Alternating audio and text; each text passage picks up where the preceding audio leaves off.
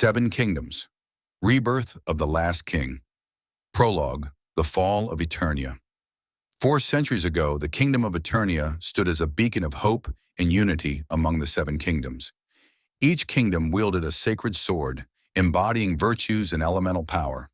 Ignis Blade, fire, Kingdom of Pyrrhus. Aquavir, water, Kingdom of Maris. Terraclaw, earth, Kingdom of Durith. Zephyrax, wind, Kingdom of Galeos. Lumindor, light, Kingdom of Solus. Umbrafang, shadow, Kingdom of Noctis. Eternum, hope, Kingdom of Eternia. Each sword could only be wielded by the kingdom's royal bloodline, tied to their soul. However, envy and fear poisoned the bonds between the kingdoms. One kingdom, driven by greed and darkness, betrayed Eternia, killing its king and enslaving its people. The sword of hope, Eternum, remained untouched, buried deep in the ruins of Eternia's capital, as no one outside the bloodline could wield it. The identity of the betrayer was lost to history, and the remaining 6 kingdoms lived in suspicion and fragile alliances, each fearing the other's betrayal. Eternia's people languished in servitude, praying for the return of their lost king. Chapter 1. Rebirth of Hope. In the modern world, 17-year-old Kaito Arashi was an ordinary high school student. With big dreams and little direction, he lived a life filled with idle days, unfulfilled potential, and a faint yearning for something greater. On a rainy evening, his fate changed forever. As Kaito walked home from school, he noticed a young child frozen in fear in the middle of a busy street. Without thinking, he dashed forward, pushing the child to safety just as the blinding headlights of a truck enveloped him. In those fleeting moments, as life slipped away, Kaito heard a deep, resonant voice. "You carry the soul of a king. Rise, bearer of hope." The words echoed in his mind, their meaning unclear. Darkness consumed him, only for him to awaken to a sight he could not comprehend. Kaito opened his eyes to find himself lying in the ruins of a grand hall, its stone walls cracked and overtaken by vines. Shards of colored glass littered the floor from what had once been a beautiful stained glass windows. A gaping hole in the ceiling allowed sunlight to stream in, illuminating a world both foreign and familiar. His body felt different, stronger, taller, and radiating an unfamiliar energy. He stood and looked at his reflection in a broken mirror. Golden eyes stared back at him, glowing faintly, and his dark hair was streaked with strands of silver. Before he could process his new form, a soft voice broke through his thoughts. "You've finally awakened." Kaito turned to see a woman with ethereal beauty standing before him. Her form shimmered like a mirage, her hair flowing as if caught in an unseen breeze. She introduced herself as Lysara, the guardian spirit of the 7 sacred swords. Her presence was comforting yet overwhelming, as if she carried the weight of centuries. Lysara explained that Kaito had been reborn as the last bloodline of the Kingdom of Eternia. 400 years ago, Eternia had been betrayed and destroyed, its people enslaved, and its sacred sword, Eternum, left dormant beneath the ruins of the capital. As the sword's guardian, Lysara had used the last remnants of its magic to summon a new bloodline from another world. "Eternum chose you," Lysara said, her voice filled with conviction. "But the sword's power has diminished, and so too has the strength of Eternia's legacy. It will take time for the sword to regain its full potential, or you must grow stronger and reforge its bond through your own skill and will." Kaito's head spun with the weight of her words.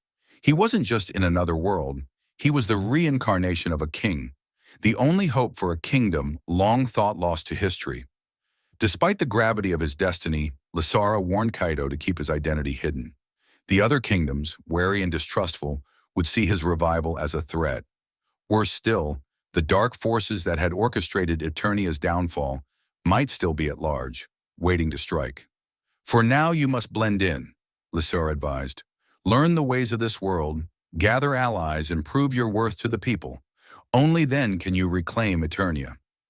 With no resources and no knowledge of this world, Kaito decided to start small. He joined the local Adventurers Guild, a hub for mercenaries, explorers, and treasure hunters. The guild provided missions ranging from simple tasks like gathering herbs to perilous quests involving dangerous monsters. It was the perfect place for Kaido to learn how to fight, earn money, and make a name for himself.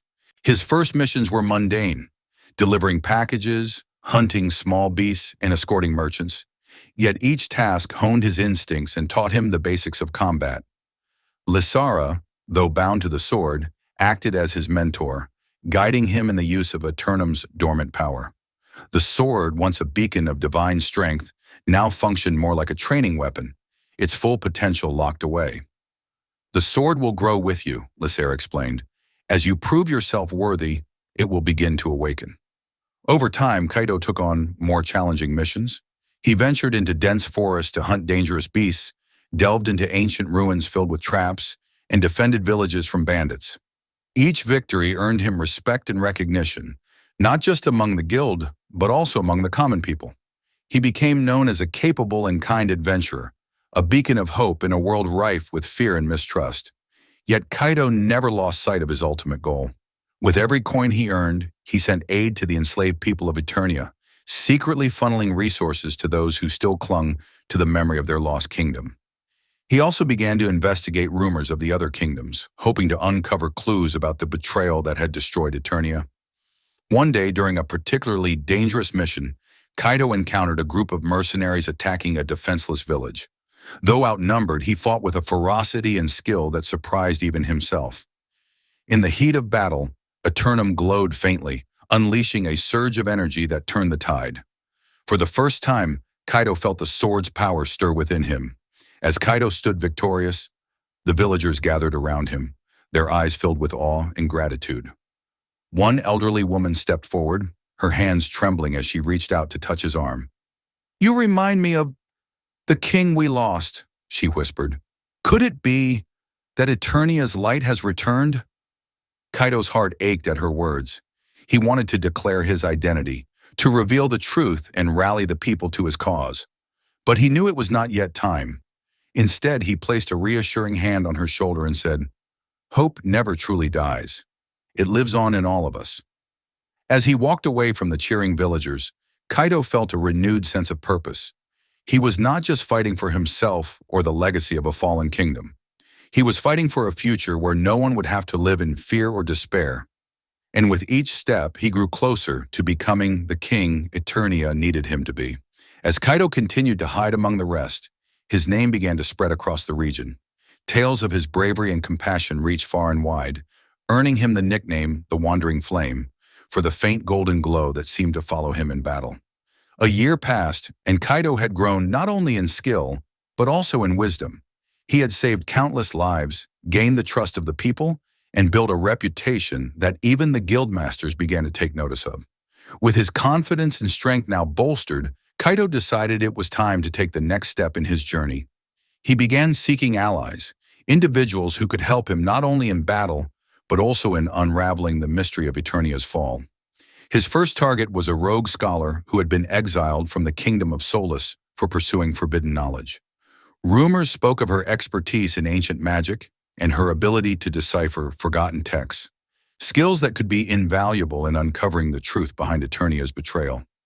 But finding her would not be easy, as she was said to reside in the perilous Shadowlands, a territory bordering the kingdom of Noctis.